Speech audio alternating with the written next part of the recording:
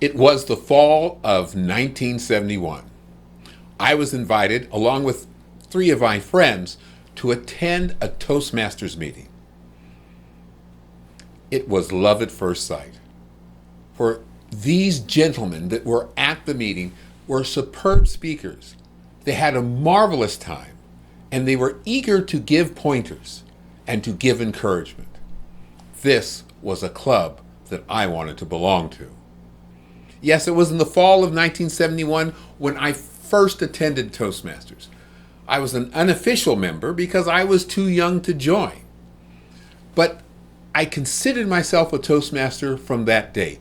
And because it happened in the fall of 1971, and that was before Toastmasters was 50 years old, I've been a Toastmaster for the majority of the existence of Toastmasters. I love Toastmasters.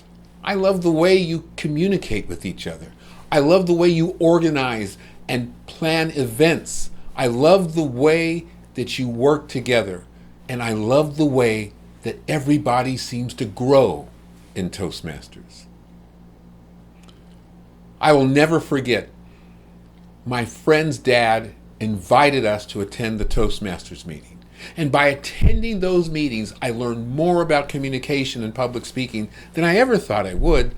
But I learned more. I learned about opera and discovered I kind of like it.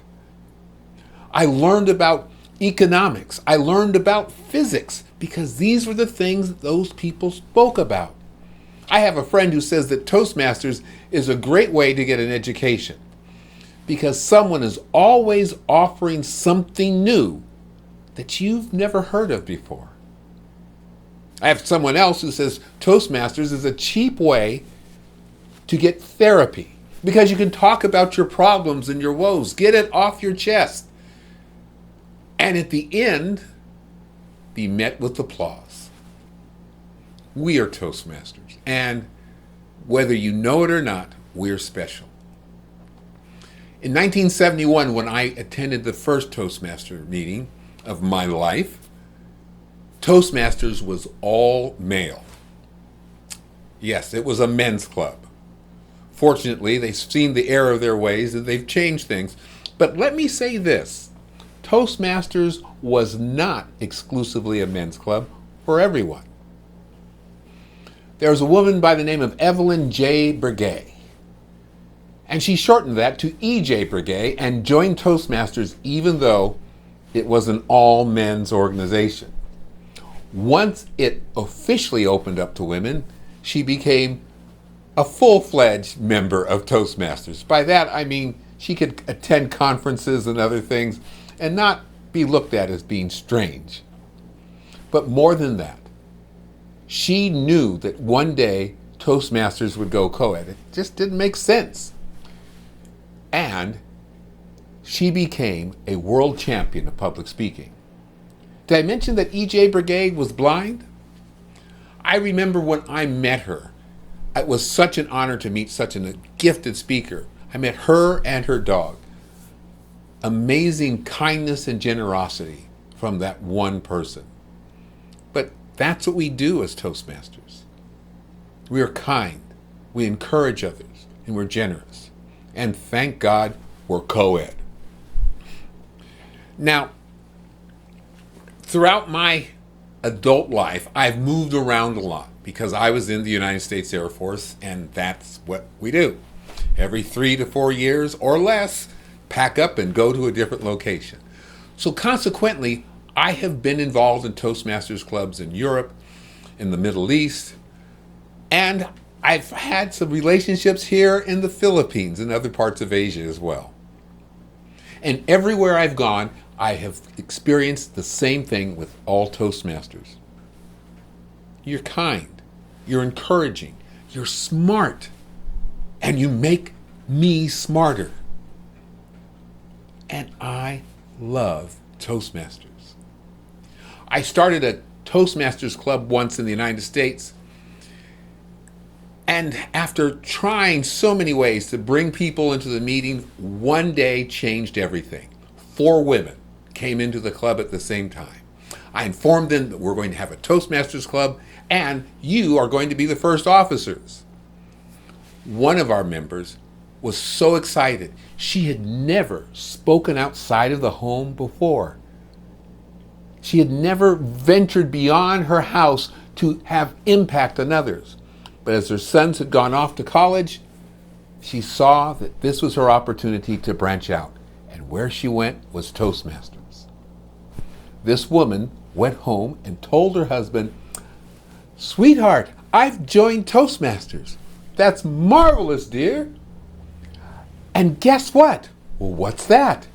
"I am the Vice President of Education." "That's great, congratulations." "What's the Vice President of Education?" "I don't know," she said. And she didn't know then, but she became a marvelous Vice President of Education. She ran a program that allowed us to come almost up to President Distinguished after our first year as a certified club. But more than that, Toastmasters opened a door for her. She's now a professional public speaker. She was considered for a position in the state government. She has been on television. She has supported political campaigns. And she said it all started with Toastmasters. Oh, one more thing. She rose to be the district director of her district. Toastmasters is an amazing thing. The leadership opportunities are fantastic. Whether you're just leading in the club, and I don't mean to say just leading in the club, but if you start leading in the club, that's fine. It is marvelous because you're getting 20 or more volunteers together to work for a common goal, and that is true leadership.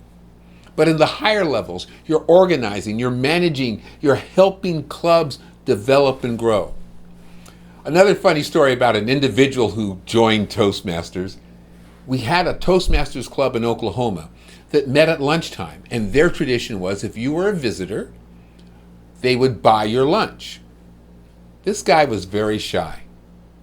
He attended the meeting for 1 full year. And then the person who invited him said, "Things are going to change next week because you're buying your own lunch. You're going to join the club and you're going to participate in table topics." You might have thought it would have scared him off because he was so shy. But he attended, he joined, and he too became a district governor. But more than that, he had a new career. He was a stand-up comedian. Toastmasters opened the door for him to do that. Toastmasters is this organization that has allowed me to travel throughout the world, either virtually or in person, find a club, and meet new friends. I've heard speeches that have made me cry, that made me laugh, that made me think. And I've heard people give advice to improve their communication skills. I've watched people organize and develop clubs that were powerful and strong, or recover clubs that were on their last legs, because they too love Toastmasters. I have a very personal story about Toastmasters. In 1991, and I know before many of you were born, I was crowned the world champion of public speaking. What I recall from that competition, as of course of sweaty palms and shaking knees, but what I really remember was in the final round, how supportive all of the contestants were. We would help each other, we would guide each other as we went through the rehearsal before the performance, made suggestions as to where to place the microphone to get the best sound quality. We looked at each other before we went on and gave our speech to make sure we looked right, that everything was zipped up, if you know what I mean. And for me, the biggest joy, maybe the second biggest joy, was hearing everyone else's speech. It was marvelous. Somehow they selected me as the top speaker but I can guarantee you it was a very close call. Went back to my room with members from my district and family, and we celebrated. There was a knock on the door. Someone opened the door and said, "Dave, someone wants to talk to you." I went to the door, and there was one of my fellow contestants. He had a gift bag in his hand. I said, "Well, thank you for coming by. Would you like to come in?" And said, "No, I have to catch an airplane, but I wanted to give you something." And he gave me the gift. I said, "Well, thank you." And he said, "It's nothing. It was really nice meeting you. Congratulations." And I wished him best luck, and off he went. I opened the bag, and in the bag was a t-shirt that said, "This is what the world's greatest speaker looks like." He didn't have to do that. There was no motivation or tradition for him to do that, except that in the spirit of a Toastmaster, he wanted to show not only his encouragement and support for a competitor, but encouragement for others to see that sort of reaction and for me to tell you about it. When I say everyone wins in a Toastmaster speech contest, I hope you know that. Now, I know from personal experience, when you don't win in a speech contest, it's not as much fun as when you win.